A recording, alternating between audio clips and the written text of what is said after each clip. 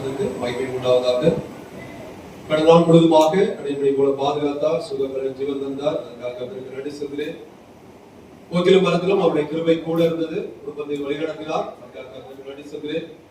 எல்லாருக்கும் சபையுடைய 58வது ஆண்டு நிறைவு விழாவை சபை மக்களுக்கு அந்த ஆசீர்வாதங்களை தெரிவித்துக் கொள்கிறேன். சபை குடும்பத்தின் சார்பாகவும் அடையின் சார்பாகவும் சபை மக்களுக்கு ஆண்டு விழா ஆராதனுடைய ஆசீர்வாதங்களை உங்களுக்கு எல்லாருக்கும் தெரிவித்துக் கொள்கிறேன். எபேசியர் 2வது அதிகாரம் 19 22வது வசனம் வரை. எபேசியர் 2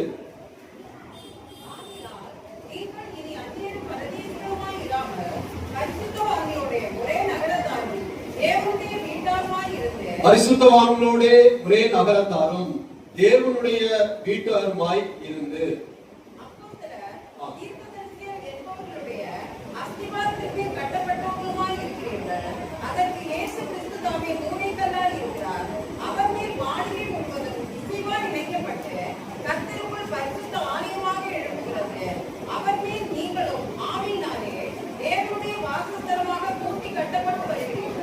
ஆகையால் நீங்கள் இனி அந்நியரும் பரதேசிகளுமாயிராமல் பரிசுத்தவான்களோடு ஒரே நகரத்தாரும் தேவனுடைய வீட்டாருமாய் இருந்து.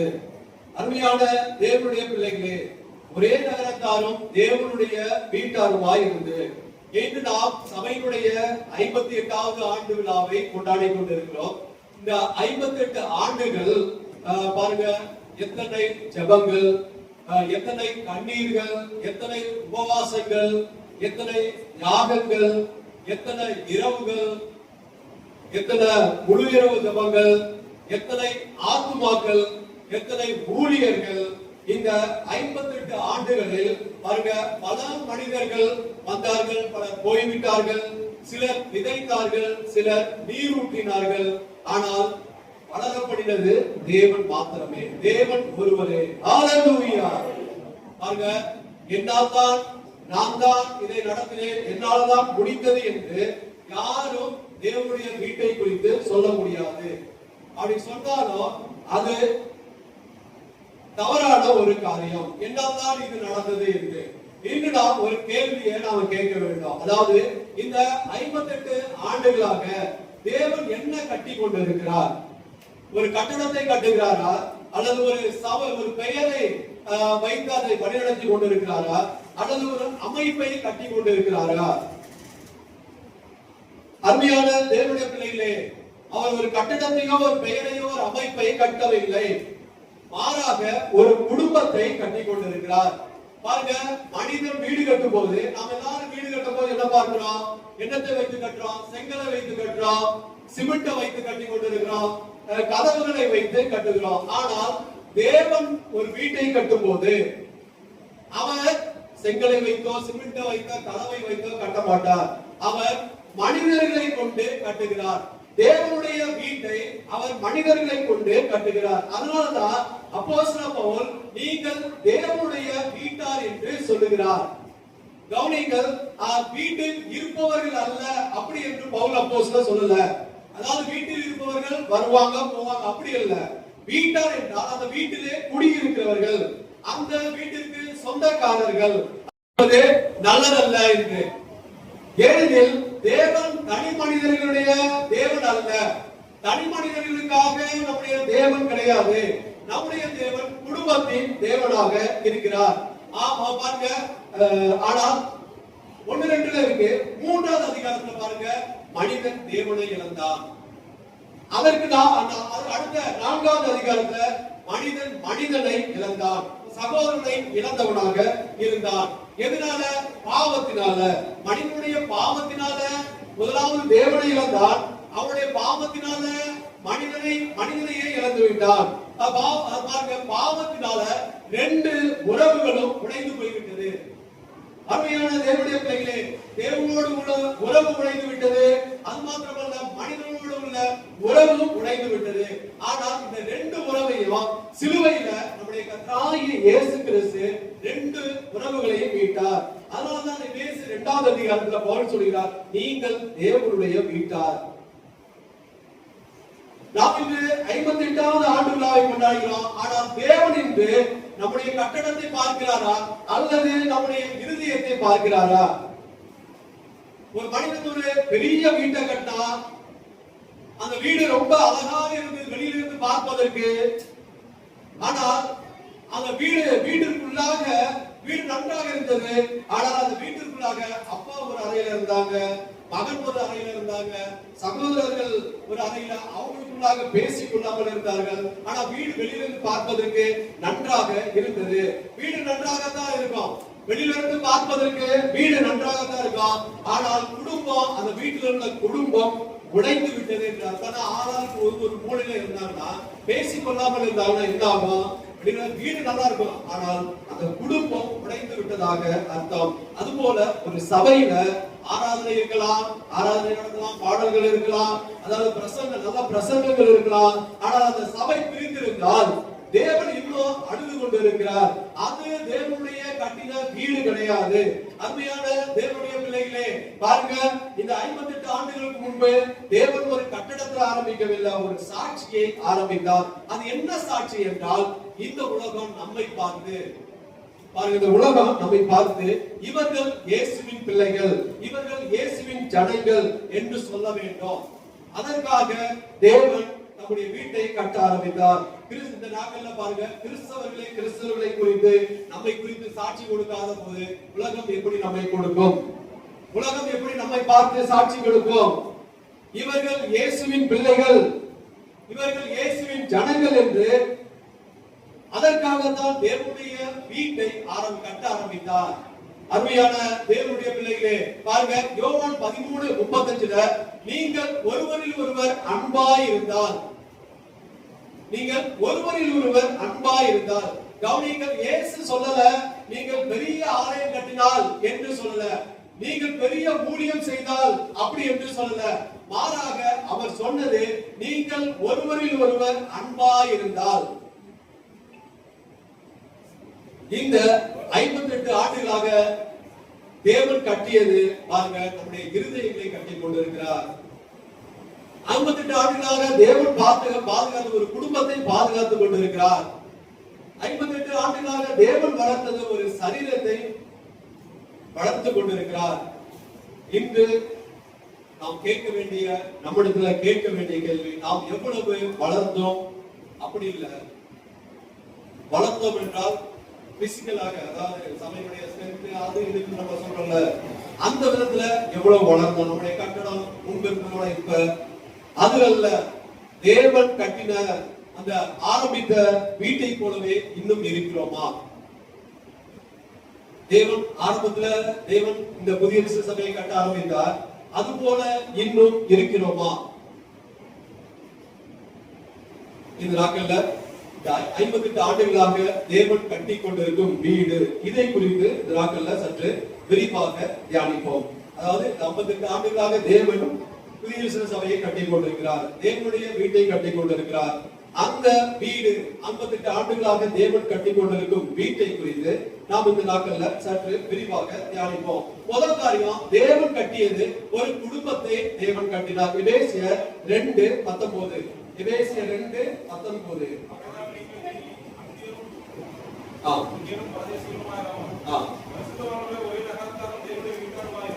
ஒரே நகரத்தாரும் தேவனுடைய வீட்டாருமாய் இருந்து. அதாவது சபை என்றால் என்ன? இது நாட்கள்ல சபை என்றால் என்ன என்று நாம விளங்கிக் கொள்ள வேண்டும். அநேகர் நினைக்கிறோம் சபை என்றால் ஒரு பெரிய கட்டடம் இருந்தால் சபை, அது அதாவது ரெஜிஸ்ட்ரேஷன் பண்ணப்பட்ட ஒரு அமைப்பா அது சபை, ஒரு டினாமினேஷனாக இருந்தா அது சபை, அந்த சபைக்கு ஒரு நிர்வாக குழு இருந்தா அது சபை. இதெல்லாம் உலகத்தார்கள் நம்ம ரெஜிஸ்ட்ரேஷன் பண்ணும்போது பார்க்கலாம். ஆனால் தேவனுடைய பிள்ளைகள், ஆவிக்குரியவர்கள், சபை என்றால் என்ன? பாருங்க, இது எல்லாம் கிடையாது. அப்போஸ்தலர் பவுல் இதையெல்லாம் அவர் சொல்லல. அதாவது ஒரு கட்டடம் இருந்தா அது சபை என்று சொல்லல, அதுக்கு ஒரு ரெஜிஸ்ட்ரேஷன் பண்ணா அது சபை என்று சொல்லல, ஒரு டினாமினேஷனாக இருந்தா சபை சொல்லல, அதுல ஒரு நிர்வாக குழு இருந்தா அதை வைத்து இது சபை என்று பவுல் அப்போஸ்தலர் சொல்லவில்லை. மாறாக அவர் சொன்ன வார்த்தை, தேவனுடைய வீட்டார். நீங்கள் தேவனுடைய வீட்டாரா இருக்கிறீர்களா? பாருங்க, இந்த வார்த்தையில புதிய ஏற்பாட்டு சபைகளுடைய எல்லா ரகசியமும் மறைந்து இருக்கிறது. அதாவது வீட்டார் என்ற வார்த்தையை ஏன் அப்போஸ்தலர் பவுல் அப்போஸ்தலர் பயன்படுத்தினார்? இந்த வசனத்தை எழுதும் போது பவுல் அப்போஸ்தலர் நீங்கள் தேவனுடைய பிள்ளைகள் அல்லது என்று சொல்லியிருக்கலாம், அல்லது நீங்கள் தேவனுடைய ராஜ்யம் என்றும் சொல்லியிருக்கலாம். மாறாக அவர் தேர்ந்தெடுத்த வார்த்தை என்னவென்றால் பீட்டா என்ற வார்த்தையை அவர் பயன்படுத்துகிறார். ஏனெனில் பாருங்க, ஒரு ராஜ்யத்தை ஒரு அரசாங்கத்தை நடத்துவதற்கு சட்டம் தேவைப்படும். ஒரு அரசாங்கம் அது நடத்துவதற்கு சட்டம் கண்டிப்பாக தேவைப்படும். ஆனால் ஒரு வீட்டை நடத்துவதற்கு அன்பு மாத்திரம் தான் நடத்த முடியும். அன்பினால் மாத்திரம் தான் ஒரு வீட்டை நடத்த முடியும். நம்முடைய அதிகாரத்தினாலோ அல்லது நம்முடைய பணபலத்தினாலோ அல்லது வேற எந்த காரியத்தினாலையும் ஒரு வீட்டை நடத்த முடியாது. அருமையான தேவனுடைய பிள்ளைகளே, ஒரு பாருங்க, ஒரு அலுவலகத்துல வேலை முடிஞ்சவுடன் அவர்கள் எல்லாரும் போயிடுவாங்க. ஏன்னா அது அலுவலகம், அது ஆபீஸ். ஆனால் ஒரு வீட்டுல பாருங்க, பிரச்சனை வந்தாலும் அவங்க எங்கே போக மாட்டாங்க, அங்கேயேதான் இருப்பாங்க. எவ்வளவு பிரச்சனைகள் வந்தாலும் அந்த வீட்டுல, எவ்வளவு சண்டைகள் வந்தாலும், எவ்வளவு குழப்பங்கள் வந்தாலும் அந்த வீட்டை விட்டு அவர்கள் போக மாட்டார்கள். ஏனென்றால் பாருங்க, நாம ஆபீஸ்ல போட்டுக்கிறது அக்ரிமெண்ட். அதாவது அந்த அக்ரிமெண்ட் வந்து உறவை விட பெரியதாக இருக்கிறது. அதனால்தான் தேவன் சபையை ஒரு கம்பெனி என்று அழைக்கவில்லை. பவுல் அப்போஸ்தலர் ஒரு கம்பெனி என்று அழைக்கவில்லை, மாறாக குடும்பம், ஃபேமிலி என்று அவர் அழைத்தார், வீட்டார் என்று அழைத்தார். அருமையான தேவனுடைய பிள்ளைகளே, இந்த ராஜ்யத்துல பாருங்க, வேதம் வந்து குடும்பத்துல தான் இந்த முழு வேதாகமும் ஆரம்பித்தது. ஒரு குடும்பத்துல ஆரம்பித்திருக்கிறார். ஆதியாகமம் 2:18, அதாவது மனிதன் தனிமையாய் இருப்பது நல்லதல்ல. இந்த வசனத்தை நாம என்ன பாருங்க, அநேகர் இந்த வசனத்தை நாம கேள்விப்பட்டிருக்கிறோம். மனிதன் தனிமையா இருப்பது நல்லதல்ல. எதற்காக பயன்படுத்துவார்கள் என்றால், ஒரு திருமணம் நடைபெறும் போது இந்த வசனத்தை எடுப்பார்கள். பொதுவாக ஒரு கிறிஸ்தவ திருமணங்கள் நடைபெறும் போது பொதுவாக இந்த வசனத்தை கொண்டு மனிதன் தனிமையா இருப்பது நல்லதல்ல என்று ஆரம்பிப்பார்கள். ஆனால் இதனுடைய ஆழம் அதை விட பெரியதாக இருக்கிறது. பாருங்க, தேவன் சொன்ன முதல் நல்லதல்ல என்ற வார்த்தை, இது நல்லதல்ல என்று சொன்ன வார்த்தை, முதலாவது தேவன் சொன்ன வார்த்தை பாவத்தை குறித்து அவர் சொல்லல, நோயை குறித்து அவர் சொல்லல, அல்லது மரணத்தை குறித்து சொல்லல. இவைகளை குறித்து நல்லதல்ல, பாவம் நல்லதல்ல அப்படி என்று சொல்லல. மனிதன் பாவத்தினால விழுந்து விட்டான், அது நல்லதல்ல என்று சொல்லல. மனிதன் நோயினால் விழுந்து விட்டான், அது நல்லதல்ல என்று சொல்லல. மனிதன் மரணம் அடைந்து விட்டான், அது நல்லது அல்ல என்று சொல்லல.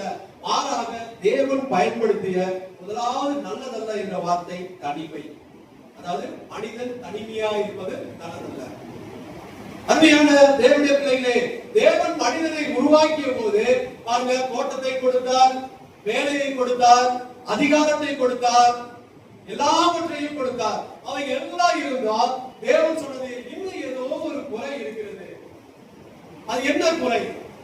இன்னும் தேவன் அவர் எல்லாவற்றையும் மனிதனுக்கு கொடுத்தார். எல்லாவற்றையும், அதாவது அங்கீகரித்து அதிகாரம் செலுத்தும்படியாக எல்லா பவர் எல்லாவற்றையும் கொடுத்தார். ஆனால் இன்னும் ஏதோ ஒரு குறை அப்படி என்று அவர் பார்த்தார். அப்பொழுது அது உறவாக இருந்தது. பாருங்க, அந்த உறவு, மனிதன் உறவு இல்லாமல் தனியாக இருந்தான். அவனுக்கு என்று ஒரு பார்ட்னர் இல்லாமல் இருந்தான். பாருங்க, சாத்தான் முதல்ல உடைத்தது அந்த உறவை தான் உடைத்தான்.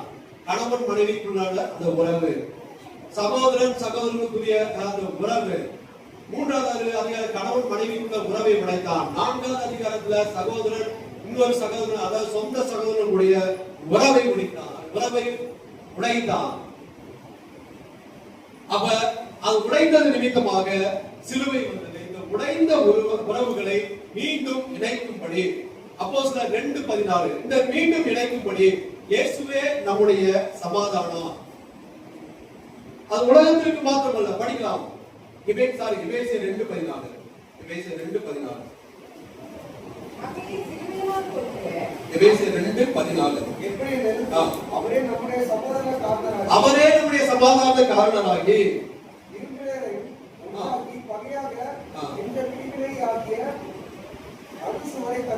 பாருங்க, அவரே நம்முடைய சமாதான காரணராகி இருந்திரத்தாரையும் ஒன்றாகி பகையாக நின்ற பிரிவினை பிரிவினையாகிய நடுச்சுவரை தடுத்து பாருங்க. அதாவது இருந்திரத்தாரையும் ஒன்றாக்கி தேவன் மனிதன் தேவனோடு உள்ள உறவு அதை ஒன்றாக்கினார். அதற்கப்புறம் மனிதனுக்குரிய உறவு அதை ஒன்றாக்கினார். அதனாலதான் சிலுவை பாருங்க, மேல மேல ஒண்ணு, அதாவது ஸ்டாண்டிங் ஒண்ணு, ஸ்லோப் ஒண்ணு. இந்த உறவு தேவனோடு உள்ள உறவு, இது மனிதனுடைய உள்ள உறவு. அதாவது இரு உறவுகளையும் இருந்திரத்தாரையும் ஒன்றாக்கி பகையாக நின்ற அந்த பிரிவினையை மனிதன் தேவனோடு உள்ள பகையை மாற்றினார். மனிதனோடு உள்ள பகையை அந்த சிலுவை மாற்றினது. அருமையான தேவனுடைய பிள்ளைகளே, பாருங்க, இயேசு நம்முடைய சமாதானம், அதாவது உள்ளத்துல மாத்திரமல்ல உடைந்த உறவுகளையும் மீட்டார். உள்ளத்துல மாத்திரம் அவர் சமாதானம் தரல, உடைந்த உறவுகளையும் தேவனோடு உள்ள அந்த உடைந்த உறவுகளையும் மீட்டார். மனிதனோடு உள்ள உடைந்த உறவுகளையும் மீட்டார். பாருங்க, ஆரம்ப சபை ஏன் குடும்பமாக இருந்தது? அருமையான தேவனுடைய பிள்ளைகளே, ஆரம்ப சபையுடைய பலமே என்னன்னா அவர்களுடைய கட்டடம் அல்ல, அவர்கள் அதாவது நிகழ்ச்சிகள் அல்ல, அவர்கள் இசை அல்ல, மாறாக அவருடைய உறவு, அவர்களுக்குள்ளாக இருந்த உறவு தான் அது பலமாக இருந்தது. அதனாலதான் அவர்கள் ரோம சாம்ராஜ்யத்தை பாருங்க வாரால், அதாவது சண்டை போட்டு அவர்களால ஜெயிக்க முடியல, அன்பினால் வென்றார்கள். ஹல்லேலூயா! அவர்கள் அன்பை கொண்டு வென்றார்கள். என்னன்னா ஆரம்ப சபையுடைய உறவு அவ்வளவு கெட்டியாக இருந்தது. ஒரு பாருங்க, இன்று 58 ஆண்டுகளை பார்த்து நாம் சொல்லலாம், எவ்வளவு வளர்ச்சி, எவ்வளவு ஊழியம் நாம் நினைக்கலாம், மனிதர்களாகிய நாம் நினைக்கலாம், எவ்வளவு வளர்ச்சி, எவ்வளவு ஊழியம், எவ்வளவு ஆசீர்வாதம். ஆனால் தேவன் கேட்கிறார், நான் ஆரம்பித்த இந்த குடும்பம் உடையாமல் இருக்கிறதா? அதுதான் தேவன் கட்டிய ஒரு குடும்பம். அந்த உடையாமல் இருந்தால், அவர் ஆரம்பித்த அந்த குடும்பம் உடையாமல் இருந்தால், அது தேவன் கட்டிய ஒரு குடும்பம். முதலாவது தேவன் கட்டியது ஒரு குடும்பத்தை, அதாவது குடும்பத்தை கட்டினார். இரண்டாவதாக பார்க்கிறோம், தேவன் கட்டியது ஒரு சரீரத்தை கட்டினார். 1 கொரிந்தியர் 12:12. 1 கொரிந்தியர் 12:12.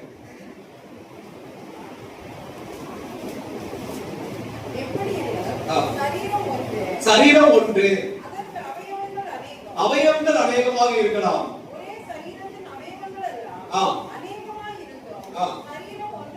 சரீரம் ஒன்றாகவே இருக்கிறது.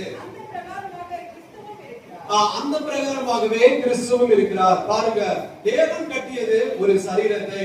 ஒரு குடும்பத்துல அன்பு இருக்க வேண்டும், ஆனால் அன்பு மட்டும் போதாது.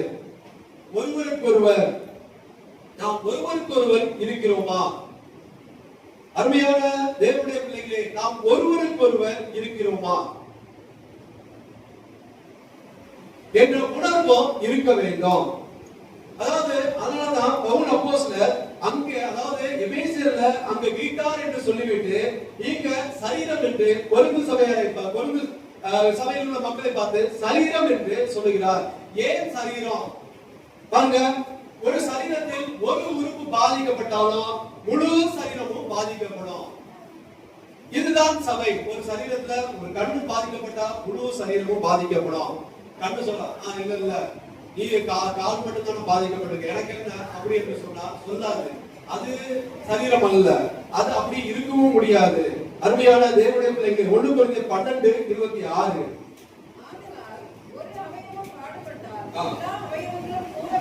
ஒரு அவயவம் பாடுபட்டால் எல்லா அவயவங்களும் கூட பாடுபடும்.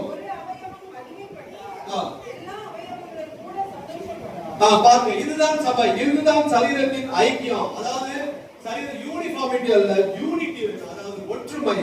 இந்த இத்தனை ஆண்டுகளாக தேவன் பல குடும்பங்களை ஒரே சரீரமாக இணைத்தார்.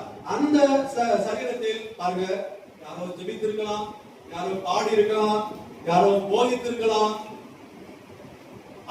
அந்த சரீரத்துல அநேகர் சுத்தம் செய்திருக்கலாம், அந்த வீட்டை சுத்தம் செய்திருக்கலாம், அந்த வீட்டுல ஜெபித்திருக்கலாம், அந்த வீட்டுல சென்று பாடி இருக்கலாம், அந்த வீட்டுல சமையல் செய்திருக்கலாம், அந்த வீட்டுல ஊழியம் செய்திருக்கலாம். அவருடைய பெயர்களை பலர் அறியாமல் இருந்திருக்கலாம். ஆனால் தேவன் அவர்களை எல்லாம் ஒரே சரீரத்தின் உறுப்புகளாக பார்க்கிறார். ஹalleluya. எல்லாமே ஒரே சரீரத்தின் உறுப்புகளாக தேவன் பார்க்கிறார். இன்று நாம் ஒரே பெயரில் இருக்கிறோமா என்பது முக்கியமல்ல, ஒரு பெயரில் இருக்கிறோமா முக்கியமல்ல, நாம் இன்னும் ஒரே சரீரமாக இருக்கிறோமா இதுதான் முக்கியம். ஏனென்றால் சரீரத்தின் அழகு எத்தனை உறுப்புகள் இருக்கிறது என்பது அல்ல, அது அழகல்ல, ஒன்றாக செயல்படுகிறதா என்பது இதுவே முக்கியமாக இருக்கிறது. அருமையான தேவனுடைய பிள்ளைகளே, தேவன் கட்டியது ஒரு சரீரத்தை, முதலாவது தேவன் கட்டியது ஒரு குடும்பத்தை, அடுத்ததாக தேவன் கட்டியது ஒரு சரீரத்தை, இப்ப மூன்றாவது தேவன் கட்டியது ஒரு உயிர் உள்ள ஆலயத்தை. எபேசியர் 2:20-22.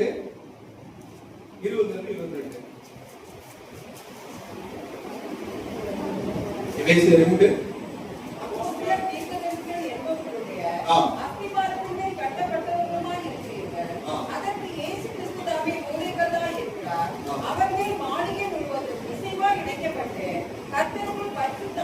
கர்த்தருக்குள் பரிசுத்த ஆலயமாக எழும்புகிறது.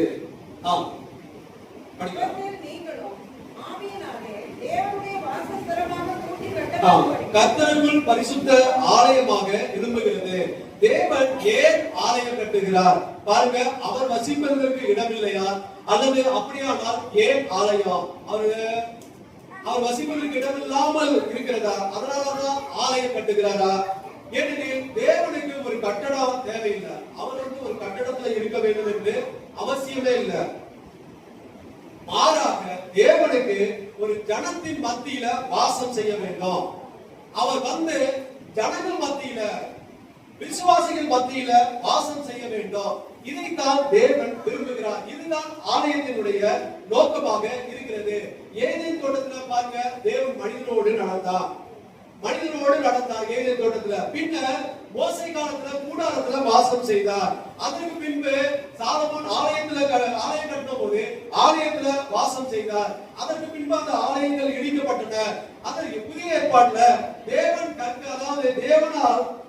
கற்களால் கட்டப்பட்ட ஆலயத்தில் அல்ல, மனிதர்களால் கட்டமைக்கப்பட்ட ஆலயத்துல வாசம் செய்கிறார். அதாவது மனிதர்களால் கட்டமைக்கப்பட்ட ஆலயத்துல தேவன் வாசம் செய்கிறார். புதிய ஏற்பாடுல இருக்கு. அதனாலதான் அப்போஸ்தலர் பவுல் சொல்கிறார், நீங்களே அந்த ஆலயம், நீங்களே ஆலயமாக கட்டப்பட்டு வருகிறீர்கள் என்று பவுல் அப்போஸ்தலர் தெளிவாக சொல்லியிருக்கிறார். அருமையான தேவனுடைய பிள்ளைகளே, 58 ஆண்டுகளுக்கு முன்பாக தேவன் இந்த சபையை ஆரம்பித்த போது அவர் ஒரு கல்லை மட்டும் வைக்கல, மாறாக பல கற்களை ஒன்றாக இணைத்தார். சிலர் இன்று நம்மோடு இல்லாமல் இருந்திருக்கலாம், சிலர் கர்த்தருக்குள் நித்திரை அடைந்திருக்கலாம். ஆனால் அவர்கள் பாருங்க, கொடுத்த அந்த அஸ்திபாரம், விசுவாசத்தின் அஸ்திபாரம் இன்னும் நம்மை தாங்கிக் கொண்டிருக்கிறது. அவர்கள் இன்னும் நம்மை தாங்கிக் கொண்டிருக்கிறது.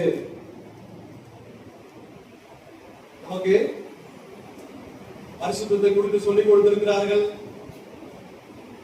இயேசுவை குறித்து சொல்லிக் கொடுத்திருக்கிறார்கள், பிதாவை குறித்து சொல்லிக் கொடுத்திருக்கிறார்கள், பரிசுத்த ஆவியானவரை குறித்து சொல்லிக் கொடுத்திருக்கிறார்கள், எப்படி நடக்க வேண்டும் என்று சொல்லிக் கொடுத்திருக்கிறார்கள், வேதத்தினுடைய விளக்கங்களை சொல்லிக் கொடுத்திருக்கிறார்கள். இதுதான் விசுவாசத்துடைய அஸ்திவாரம். இதுல நமக்கு இந்த இடத்துல, அதாவது நாம இறைவனை மாத்திரம் மகிமைப்படுத்தி வேதத்தை மாத்திரம் பிடித்துக் கொண்டு, இதுதான் விசுவாசத்தின் அஸ்திவாரம். இன்று அவர்கள் சொல்லிக் கொடுத்தது. அதற்கு பிறகு நாம படித்து கொஞ்சம் கொஞ்சமாக இயேசு நம்மிடத்துல பேசுறது, பரிசுத்த ஆவி நம்மிடத்துல பேசுறது, அது இம்மட்டுமாய் தாங்கிக் கொண்டிருக்கிறது.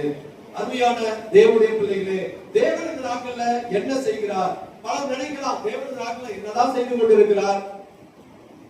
தேவன் பாருங்க, ஆலயம் கட்டுகிற வேலையை முடித்து விட்டாரா அல்லது முடிந்து விட்டதா? இல்ல.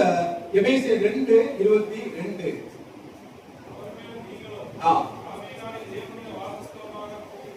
கட்டப்பட்டு வருகிறீர்கள், கட்டப்பட்டு முடிந்து விட்டது என்று அவர் எழுதல, கட்டப்பட்டு வருகிறார்கள். அது நடந்து கொண்டே இருக்கிறது. பாருங்க, தேவன் ஆலயம் கட்டுகிற வேலையை முடித்து விட்டார் அல்ல, முடிக்கவில்லை, அவர் கட்டி கொண்டிருக்கிறார்.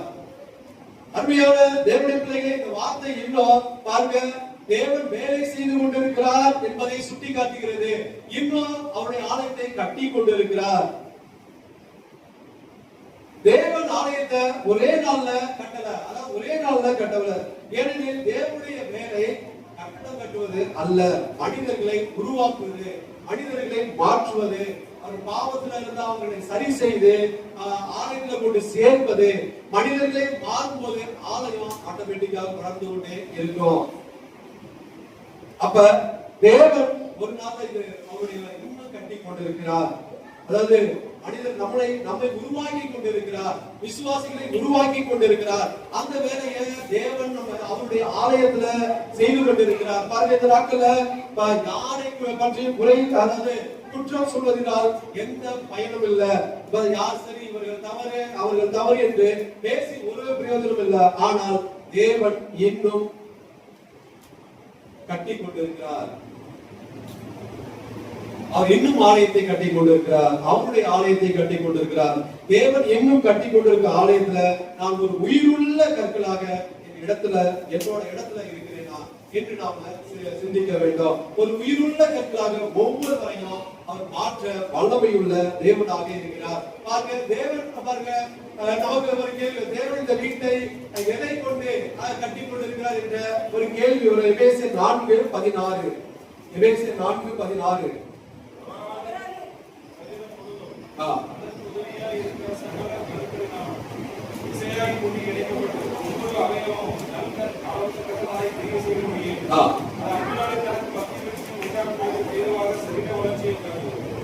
பாருங்க, ஒரு வீட்டை, அதாவது எதை கொண்டு கட்டி, ஒரு வீட்டை கட்ட செங்கல் மட்டும் போதாது, சிமெண்ட் வேணும், இரும்பு வேணும், தண்ணி வேணும். இது எல்லாம் இருந்தாதான் ஒரு வீட்டை கட்ட முடியும். அதுபோல தேவனுடைய வீட்டை கட்டுவதற்கு சில ஆவிக்குரிய பொருள்கள் கண்டிப்பாக வேண்டும். பாருங்க, இந்த வசனத்துல போதகர் சபையை வளர்க்கிறார் என்று வளர்த்துக் கொண்டிருக்கிறார் என்று சொல்லல, மாறாக சரீரம் தன்னைத்தானே வளர்க்கிறது. அதாவது ஒவ்வொரு விசுவாசியும் தேவனுடைய வீட்டை கட்டு ஒரு கருவியாக இருக்கிறார்கள். ஒவ்வொரு விசுவாசியும் அவருடைய வீட்டை கட்டும் கருவியாக ஒவ்வொருவரும் காணப்படுகிறார்கள். வீடு கட்டும் போது செங்கல் சிமெண்ட் போய் கேட்காது, நீ யார் என்று கேட்காது, அப்படி அது வீணற்றது. ஆனா சிமெண்ட் மண்ணிட்ட போய் நீ தேவையில்லை அப்படி என்று சொல்ல முடியாது. மணல் தண்ணிட்ட போய் நீ என்ன தேவையில்லை அப்படி என்று யாரும் சொல்ல முடியாது. இவை பாருங்க, இவை அனைத்தும் ஒரே நோக்கத்திற்காக வேலை செய்கின்றன. அதாவது வீடு விளம்ப வேண்டும். அதுபோலதான் சபையில வேறுபட்ட வரங்கள் இருக்கலாம், அநேகர் இருக்கலாம், ஆனால் நோக்கம் ஒன்று, தேவனுடைய வீடு கட்டப்பட வேண்டும். அருமையான தேவனுடைய பிள்ளைகளே, அதாவது தேவனுடைய வீடை கட்டுவதற்கு சில ஆவிக்குரிய பொருள்கள் வேண்டும் என்று சொன்னார். அதுல முதலாவது ஆவிக்குரிய பொருள் அன்பு. எபிரேயர் 13, யோவான் 13:34-35. யோவான் 13. நீங்கள் ஒருவரோடு அன்பாயிருங்கள், நான் உங்களில் அன்பாயிருந்தது போல நீங்கள் ஒருவரோடு அன்பாயிருங்கள் என்ற புதியமான கட்டளை உங்களுக்கு கொடுக்கிறேன். நீங்கள் ஒருவரோடு அன்புள்ளவர்களாயிருந்தால் அதனால் நீங்கள் என்னுடைய சீசர்களுக்கு எல்லாரும் அறிந்து கொள்வார்கள் என்றார். பாருங்க, முதலாவது ஆவிக்குரிய பொருள் ஒருவரில் ஒருவர் அன்பு. பாருங்க, இது வீடை கட்ட சிமெண்ட் மாதிரி வச்சுக்கலாம். ஒரு வீட்டுல செங்கல் மட்டும் பாருங்க அடுக்கப்பட்டால் அது சுவராகாது, அது சுவர் ஆகாது. அதுல சிமெண்ட் சேர்க்கணும். அப்ப ஒவ்வொரு சிமெண்ட் ஒவ்வொரு கல்லையும் இணைக்கிறதாக இருக்கிறது. அதுபோல சபையில பாருங்க, நல்ல பிரசங்கங்கள் இருக்கலாம், நல்ல பாடல்கள் இருக்கலாம், நல்ல நிர்வாகம் இருக்கலாம், ஆனால் அன்பு இல்லை என்றால் சபை இணைக்கப்படாது. சபையை கட்டுவது, நிலைநிறுத்துவது அன்பு மாத்திரம்தான், சிலுவையினுடைய அன்பு. அருமையான தேவனுடைய பிள்ளைகளே, அன்பினால் ஒருவருக்கு ஒருவர் அன்புள்ளவர்களாக இந்த வீடு, தேவனுடைய வீடை கட்டுவது அன்பினால் கட்ட முடியும். அடுத்ததாக பாருங்க, இரண்டாவது ஆவிக்குரிய பொருள் என்னன்னா மன்னிப்பு. கொலோசியர் 3:13. கொலோசியர் 3:13.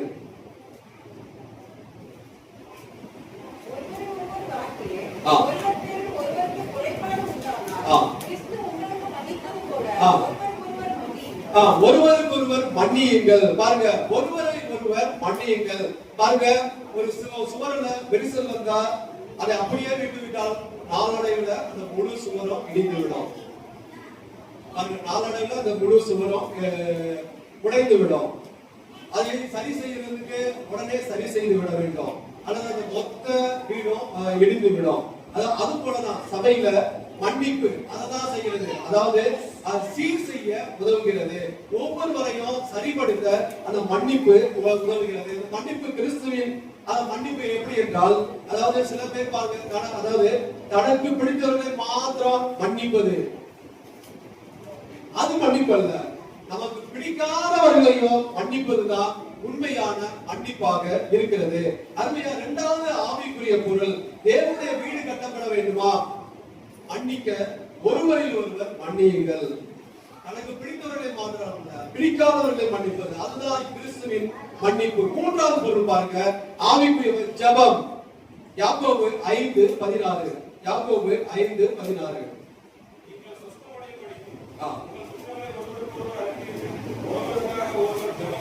மூன்றாவது, ஒருவருக்காக ஒருவர் ஜெபம் பண்ணுங்கள். பாருங்க, நாம் ஒருவரை பற்றி பேச ஆரம்பித்தால் அது நாம பாருங்க, ஒருவரை பற்றி அதிகமாக பேசிக்கொண்டே இருந்தா அவங்க ரெண்டு பேருக்குள்ளாக டிஸ்டன்ஸ் அதிகமாகி கொண்டே இருக்கும்.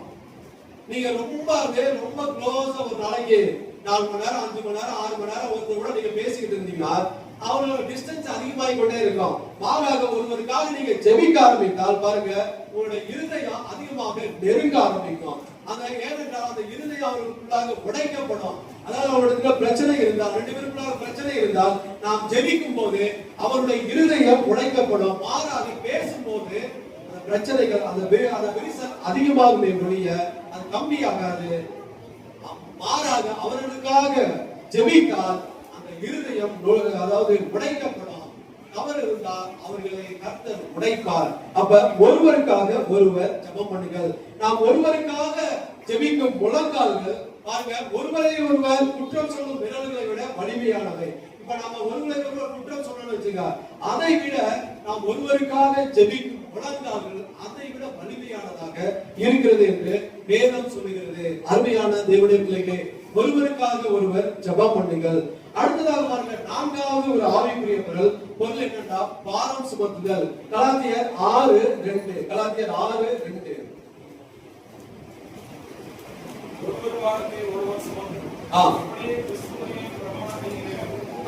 ஒருவர் பாரத்தை ஒருவர் சுமந்து பாருங்க, ஒருவருடைய பாரங்களை ஒருவர் சுமந்து. ஒரு வீட்டின் வலிமை அந்த சுவர்ல இல்ல, மாறாக அந்த வீட்டினுடைய வலிமை பாருங்க தாங்கி நிற்கும் தூண்கள்ல இருக்கிறது. அருமையான தேவனுடைய பிள்ளைகளே, அதே போல சபையிலும் மற்றவர்களுடைய பாரங்களை சுமப்பவர்கள் தேவனுடைய தூண்களாக இருக்கிறார்கள். அதாவது மற்றவர்கள் பாரங்கள்னா தேவனுக்கு உண்மையாக இருக்கிறவர்கள், அவர்கள் கஷ்டப்படும் போது அவருடைய பாரத்தை சுமக்கிறது, அதுதான் தேவனுடைய தூண்கள். மற்றபடி நம்ம தேவையில்லாம அவங்க ஏதாவது செய்து கொண்டிருப்பாங்க, அதை போய் நம்ம பாரத்தை தூக்கி வச்சு அந்த பாரம் நமக்கு நம்முடைய ஆவிக்குரிய வாழ்க்கையை கெடுத்து விடக்கூடாது. அதாவது உண்மையிலேயே தேவனுக்கு உண்மையாக கஷ்டப்படுவர்கள் அப்படிப்பட்ட அதாவது ஒரு பாரம் இருந்தால் அந்த ஒருவருடைய பாரங்களை சுமக்க வேண்டும் என்று, அப்படி சுமக்கும் போது தேவனுடைய வீடை கட்டுவதற்கு சமமாக இருக்கும். ஐந்தாவது ஆவிக்குரிய பொருள் பாருங்க, ஊக்கப்படுத்துதல். 1 தெசலோனிக்கர் 5:11. 1 தெசலோனிக்கர் 5:11.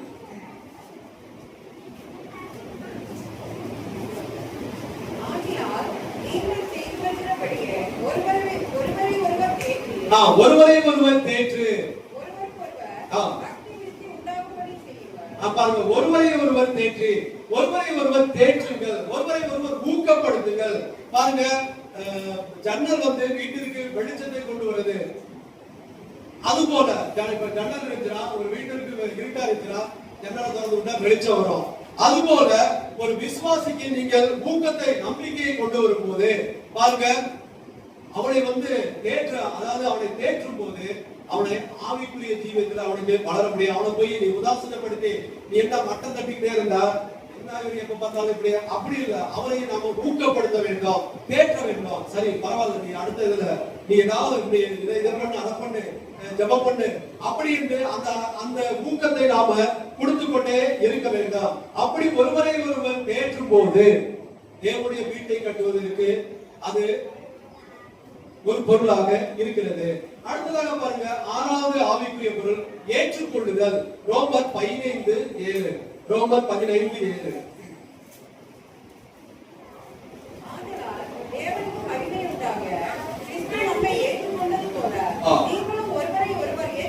ஒருவரை ஒருவர் ஏற்றுக்கொள்ளுங்கள். எப்படி கிறிஸ்து நம்மை ஏற்றுக்கொண்டது போல பாருங்க, கிறிஸ்து எப்படி நம்மை ஏற்றுக்கொண்டார்? நாம் பாவிகளும் இருந்தாலும், நாம் பாவிகளா இருந்தாலும், நாம் துன்மார்க்கர்களாக இருந்தாலும், அவருக்கு பிரியமில்லாத காரியங்கள் செய்திருந்தாலும், அவர் அப்படியே நம்மை ஏற்றுக்கொண்டது போல நாமும் ஒருவரை ஒருவர் ஏற்றுக்கொள்ள வேண்டும். அருமையான தேவனுடைய பிள்ளைகளே, தேவனுடைய வீட்டுல ஒவ்வொரு விசுவாசிக்கும் ஒரு இடம் இருக்கு. அப்படியே ஏற்றுக்கொள்ளும் போது நாம தேவனுடைய வீட்டை கட்டுவதற்கு சமமாக இருக்கும். ஏழாவது பாருங்க, அடுத்தது கலாத்தியர் 5:13. கலாத்தியர் 5:13.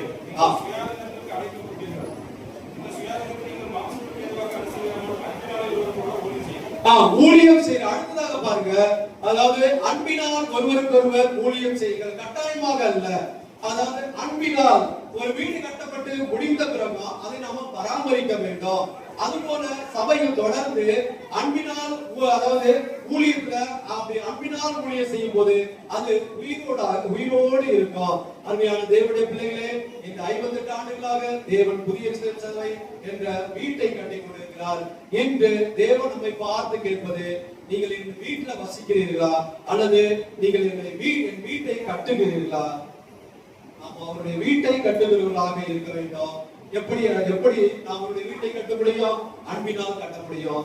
மன்னிப்பினால், ஜபத்தினால், ஊக்கமளிப்பதினால், அதாவது ஏற்றுக்கொள்வதினால், ஊழியத்தினால், இப்படி இருப்பவர்கள் மாத்திரமே தேவனுடைய வீட்டை கட்டப்படவே முடிய மற்றவர்கள் தேவனுடைய வீட்டை கட்ட முடியாது. அருமையான தேவனுடைய பிள்ளைகளே, நம்மை தேவனுடைய வீட்டை கட்டுவதற்காக நம்மை அழைத்திருக்கிறார். ஒவ்வொருவரையும் அழைத்திருக்கிறார். ஆகவே தேவனுடைய வீட்டை நாம் வசிக்கிறவர்களாக இருக்கக்கூடாது, மாறாக தேவனுடைய வீட்டை கட்டுகிறவர்களாக இருக்க வேண்டும். கடைசியாக பாருங்க, இயேசு கிறிஸ்து அதாவது சிலுவைக்கு செல்லும் முன் அவர் செய்த கடைசி ஜெபம், அதாவது இயேசுவின் கடைசி ஜெபம் என்ன? யோவான் 17:20-21. யோவான் 17.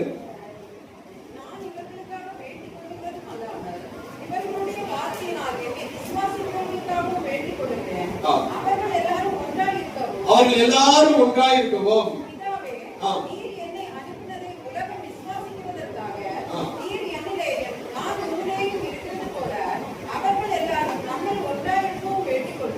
பாருங்க, அதாவது இயேசு சிலுவைக்கு முன்பாக செல்லும் போது அவர் செய்த கடைசி ஜெபம் இதுதான். அதாவது இயேசு அவர் என்ன சொல்லி ஜெபித்தார்?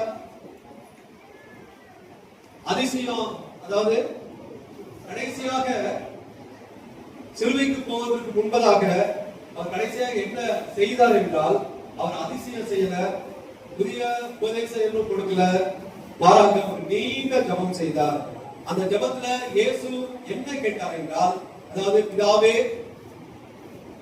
அவர்களுக்கு பெரிய ஆலயத்தை தாரோம், பிதாவே அவர்களுக்கு பெரிய ஐஸ்வர்யத்தை தாரோம், பிதாவே அவர்கள் எல்லாரையும் பிரபலமாக்கும், அப்படி என்று இயேசு ஜெபம் பண்ணல.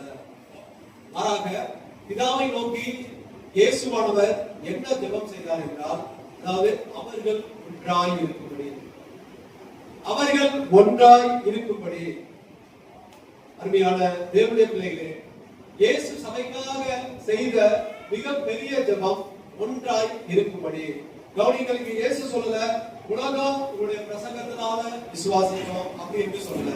உலகம் உங்கள் பாடல்களை நீங்கள் பாடும்போது உலகம் உங்களை விசுவாசிக்கும் அப்படி என்று இயேசு சொல்லல. மாறாக உலகம் உங்கள் ஐக்கியத்தை பார்த்து விசுவாசிக்கும். பாருங்க, ஒரு கண்ணாடி உடைந்தால் அந்த மனிதனுடைய முகம் தெளிவாக தெரியாது. அதுபோல சபை உடைந்தால் உலகம் கிறிஸ்துவின் முகத்தை தெளிவாக பார்க்க முடியாது. இந்த நாட்கள்ல சபை ஒன்றாய் இருக்கும்படியாக நாம் ஜெபம் செய்ய வேண்டும். இந்த 58 ஆண்டுகளை நினைவு கூறும் போது நம்முடைய ஸ்தாபகர் லாசரையாவை எல்லாரும் நினைவு, அதாவது அவர் 1968ஆம் ஆண்டு ஆகஸ்ட் மாதம் 8ஆம் தேதி மும்பையில இந்த சபையை ஸ்தாபித்தார். அவர் நமக்கு கிறிஸ்துவை காட்டினார். கிறிஸ்துவை மாத்திரம் சார்ந்து இருக்க வேண்டும் என்று சொல்லிக் கொடுத்திருக்கிறார். கிறிஸ்துவை அவர்கள் உயர்த்தினார்கள். அதுபோல இந்த நாட்கள்ல நாம இதுவரைக்கும் நாம பிடித்து, அதாவது ரட்சிப்புல பிடித்து கொண்டு போயிருக்கோம். ஆரம்பத்துல நமக்கு போட்ட அந்த உபதேசம், அந்த அஸ்திபாரம், இயேசுவை குறித்து, பிதாவை குறித்து, பரிசுத்த ஆவியை குறித்து, வசனத்தை குறித்து, அருமையான தேவனுடைய பிள்ளைகளே, 58 ஆண்டுகளுக்கு முன்பாக தேவன் புதிய சபையை கட்ட ஆரம்பித்தார். இன்னும் கட்டிக் கொண்டிருக்கிறார். அவர் கட்டுகிறார். அது அவர் கட்டுகிறது, அவர் கட்டிக் கொண்டிருப்பார். மாறாக நாம் இப்பொழுது தேவனுடைய வீட்டை கட்டிக் கொண்டிருக்கிறோமா? இதுதான் இன்றைக்கு நாட்கள்ல நம்ம கேட்க வேண்டிய ஒரு கேள்வி. அருமையான தேவனுடைய பிள்ளைகளே, இந்த ஆண்டு 58வது ஆண்டு கொண்டாடுகிறோம். அடுத்த 59வது ஆண்டு வரும். அதுக்கப்புறம் 60வது ஆண்டு வரும். ஆனால் எதிர்கால தலைமுறைக்கு, எதிர்கால தலைமுறை நம்மை பற்றி என்ன சொல்லுவார்கள்? அவர்களுக்கு நாம சாட்சியாக இருக்க வேண்டும். எதிர்கால தலைமுறை, வாலிபர்கள், இனிவரும் இந்த சிறு பிள்ளைகளில் வாலிபர்களாக வருவார்கள். அந்த எதிர்கால தலைமுறை நம்மை பற்றி என்ன சொல்லுவார்கள்? அவர்கள் பெரிய சபையை கட்டினார்கள், பெருசா இருந்தது அப்படி என்று சொல்லுவார்களா? அல்லது அவர்கள் உடைந்த இருதயங்களை மீண்டும் ஒன்றாக்கினார்கள் என்று சொல்ல வேண்டுமா? அருமையான தேவனுடைய பிள்ளைகளே, ஒரு கட்டடத்தை மனிதன் கட்டலாம், ஒரு ஆலயத்தை மனிதன் கட்டலாம். ஆனால் குடும்பத்தை தேவன் மாத்திரம் கட்ட முடியும், தேவன் மாத்திரம் உருவாக்க முடியும். அருமையான தேவனுடைய பிள்ளைகளே, 58 ஆண்டுகளாக தேவன் கட்டியது இருதயங்களை கட்டினார், குடும்பத்தை கட்டினார், சாட்சியை கட்டினார். அருமையான தேவனுடைய பிள்ளைகளே, 58வது ஆண்டு விழாவில் புதிய திட்டங்களை விட பாருங்க, புதிய இருதயத்தை கொடுக்க வேண்டும் என்று நாம் ஜெபம் பண்ண வேண்டும். புதிய எண்ணிக்கையை விட புதிய அன்பை கொடும் ஆண்டவரே என்று ஜெபம் பண்ண வேண்டும். புதிய கட்டடங்களை விட உடைந்த உறவுகளை பலப்படுத்தும் கிருபையை தாரும் என்று ஜெபம் பண்ண வேண்டும். நம்முடைய பரிசுத்தவான்கள் விசுவாசத்தோடு கனிவோடு விளைந்த வீட்டுல மீண்டும் அவருடைய சமாதானம், அவருடைய அன்பு, அவருடைய ஐக்கியம் பெருகட்டும். அது பெருகுவதாக இருக்க வேண்டும். எங்கள் சபையை உலகம் பார்த்து, நம்மை பார்த்து, நம்முடைய சபை பார்த்து உலகம் பார்த்து, இவர்கள் உண்மையாக இயேசுவின் சீஷர்கள் என்று சாட்சியாக மாற்ற வேண்டும் என்று நாம் நம்மை பார்த்து சொல்ல வேண்டும். அருமையான தேவனுடைய பிள்ளைகளே, தேவன் கட்டிக் கொண்டிருக்கிறோம் வீடு. அவர் இன்னும் கட்டிக் கொண்டிருக்கிறார், அன்பினால கட்டிக் கொண்டிருக்கிறார். அவர் இன்னும் கட்டிக் கொண்டிருக்கிறார், ஜெபத்தினால கட்டிக் கொண்டிருக்கிறார், மன்னிப்பினால கட்டிக் கொண்டிருக்கிறார், மற்றவர்களை ஊக்கமளிப்பதனால கட்டிக் கொண்டிருக்கிறார், மற்றவர்களை ஏற்றுக்கொள்வதனால, ஊழியத்தினால இந்த சபையை, புதிய இயேசுவின் சபையை தேவன் இன்றும் கட்டிக் கொண்டிருக்கிறார். அருமையான தேவனுடைய பிள்ளைகளே, தேவன் கட்டிக் கொண்டிருக்கும் வீடு, குடும்பத்தை தேவன் கட்டிக் கொண்டிருக்கிறார், சரீரத்தை கட்டிக் கொண்டிருக்கிறார். அடுத்ததாக உயிருள்ள ஆலயத்தை இன்றும் கட்டிக் கொண்டிருக்கிறார். நாம் எப்படி சாட்சிகளாக இருக்கிறோம்? நம்முடைய வருங்கால தலைமுறைக்கு நாம் அவர்களுக்கு சாட்சிகளாக இருக்கிறோமா? வருங்கால தலைமுறை நம்மை பற்றி என்ன சொல்ல வேண்டும் என்று நாம் விரும்புகிறோமா? வருங்கால தலைமுறை பெரிய சபை அப்படி என்று சொல்ல உடைந்த இருதயங்களை இவர் உண்டாக்கினார்கள் என்று நம்மை குறித்து சொல்ல வேண்டும். ஆகவே மறுபடியும் அன்பு, ஐக்கியம் சபையில பெருகும்படியாக, பிரிந்த உள்ளங்கள் ஒன்றாகும்படியாக தேவன் கர்த்தராகிய இயேசு கிறிஸ்து கிருபை நடந்திருக்கின்றோம். கர்த்தர் அந்த வார்த்தைகளை ஆசீர்வதிப்பாராக. ஆமென். ஹalleluya. சோத்ரம் சோத்ரம் சோத்ரம் சோத்ரம் சோத்ரம் சோத்ரம் சோத்ரம் சோத்ரம். ஹalleluya ஹalleluya ஹalleluya ஹalleluya ஹalleluya ஹalleluya ஹalleluya ஹalleluya ஹalleluya.